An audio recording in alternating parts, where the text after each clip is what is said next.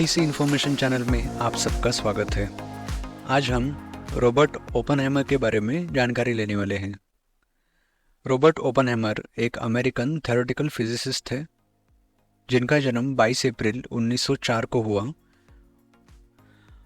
और वे द्वितीय विश्व युद्ध के दौरान परमाणु हथियारों के विकास में सबसे महत्वपूर्ण व्यक्तियों में से एक थे। उन्हें अक्सर father of the atomic bomb कहा जाता है। विज्ञान में ओपनहेमर के योगदान और मैनहट्टन परियोजना में उनकी भूमिका का ह्यूमन हिस्ट्री और मॉडर्न वर्ल्ड पर काफ़ी गहरा प्रभाव पड़ा। चलिए कुछ जानकारी लेते हैं ओपनहेमर और उनके जीवन के बारे में। बात करते हैं अर्ली लाइफ और एजुकेशन की। ओपनहेमर का जन्म न्यूयॉर्क शहर में वेल्दी जूश फैमिली में हुआ था। साइंस में उनकी विशेष रुचि थी और एकेडमिकली वे बहुत अच्छे थे। उन्होंने हार्वर्ड यूनिवर्सिटी में एडमिशन लिया जहां उन्होंने केमिस्ट्री का अध्ययन किया और बाद में जर्मनी में यूनिवर्सिटी ऑफ ग्योटिंगन में अपनी फिजिक्स में PhD कंप्लीट की। बात करते हैं एकेडमिक करियर की। ओपनहेमर ने थ्योरेटिकल फिजिक्स में विशेष रूप से क्वांटम फिजिक्स और क्वांटम फील्ड थ्योरी में महत्वपूर्ण योगदान किया। वह कैलिफोर्निया यूनिवर्सिटी, बर्कले और कैलिफोर्निया इंस्टीट्यूट ऑफ टेक्नोलॉजी में प्रोफेसर थे। वह अपनी ब्रिलियंस और वर्सेटैलिटी के साथ साथ अपने इन्फ्लुएंशियल टीचिंग स्टाइल के लिए जाने जाते थे। The Manhattan project.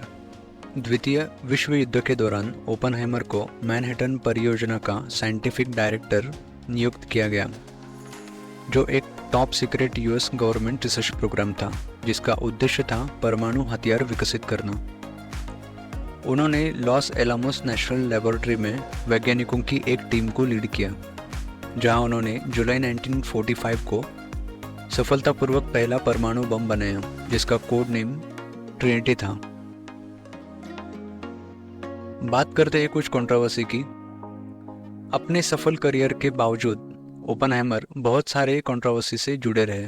युद्ध के बाद ओपनहेमर को अपने लेफ्टिस्ट पॉलिटिकल व्यूज और कम्युनिस्ट समर्थकों के साथ पिछले संबंधों के कारण जांच का सामना करना पड़ा। 1954 में रेड स्केयर और मैकार्थिज्म के बीच अमेरिकी सरकार द्वारा उनकी सिक्योरिटी क्लियरेंस को रद्द किया गया। इस निर्णय से उनके करियर पर बहुत गहरा प्रभाव पड़ा।